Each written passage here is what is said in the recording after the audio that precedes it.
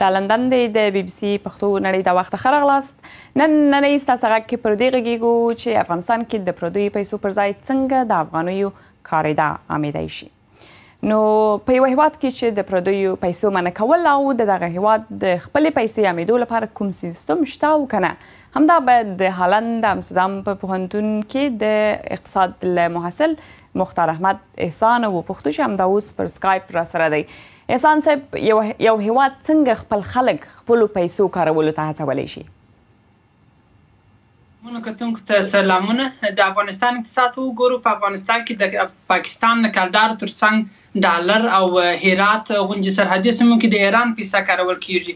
دغه رقم اقتصادي ملکونه باید په ډیر تدریجي ډول سره خپل پولي واحد وخت ورکړي او هغه استعمال کړي. دا چې اوس د افغانۍ استعمال په زور سره کیږي، دا یو غیر مسلکي کار دی او په دې اړه د افغانستان مرکزی بانک مرستیال ښاغلي افضل خان هډوال هم ویلي چې موږ باید افغانۍ د ولس په خوښه وکاروو او نه دا چې په ولس په زور دا کار کیږي. ګوري، د افغانستان د اساسي قانون په 12مه ماده کې راغلي چې د مرکزی بانک صلاحیت ته دی چې پیسه نشر کړي او د هیواد د پولي سیاست طرح تطبیق دوی د افغانۍ د نرخ د ثابت ساتلو لپاره د اتو نړیوالو دودیزو رژیمونو له جملې څخه د مبادلې د نرخ یو مدیریت شوی رژیم کاروي. هغه معنا دا چې په دغه رژیم کې د افغانۍ تقاضا او عرضې ته کتل کیږي. که چیرې د افغانۍ تقاضا زیاته وي نو د افغانۍ ارزښت زیاتیږي او که تقاضا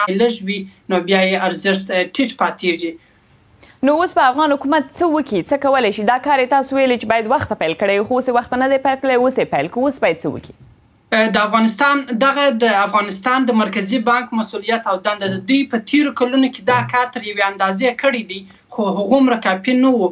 اوس د افغانستان بانک تازه اعلان کړی چې راتلونکې شنبه دوی 14 میلیون امریکایي ډالر لیلاموي څو افغانۍ ته تقاضا نور هم زیاته سي. ګوري، د افغانستان مرکزی بانک خپل اقتصادپوهان لري او هغوی د افغانۍ د ثابت ساتلو لپاره هماغه خپل اصلي کړنلاره عملي کوي چې دا د 1 ورځې او د 2 ورځو د 15 ورځو کار نه دی.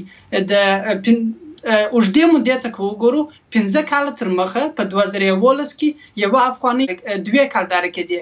اوس مهال یوه افغانۍ 1.5 کلداره کېږي چې په دې سره به په تدریجي ډول د افغانستان صادرات هم زیات شي، خو دا د لنډ وخت د یو څو میاشتو یو څو اونیو کار نه دی. کور مو ودان. د هالند په امستردام کې مختار احمد احسان را سره و.